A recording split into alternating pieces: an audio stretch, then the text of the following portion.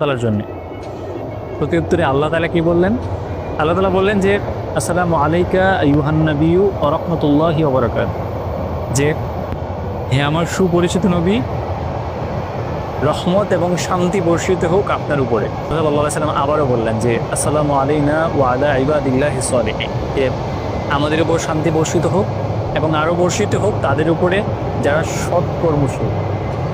আল্লাহ তাআলা এবং রাসূলুল্লাহ সাল্লাল্লাহু আলাইহি ওয়াসাল্লামের সেই কথোপকথন শুনে ফিরিশতারা সমুচ্চরে বলে উঠল, আশহাদু আল্লা ইলাহা ইল্লাল্লাহু ওয়া আশহাদু আন্না মুহাম্মাদান আবদুহু ওয়া রাসূলুহু, যে আমরা সাক্ষ্য দিচ্ছি আল্লাহ তাআলা ছাড়া আর কোনো মাবুদ নেই, রাসূলুল্লাহ সাল্লাল্লাহু আলাইহি ওয়াসাল্লাম আল্লাহ তাআলার বান্দা এবং রাসূল।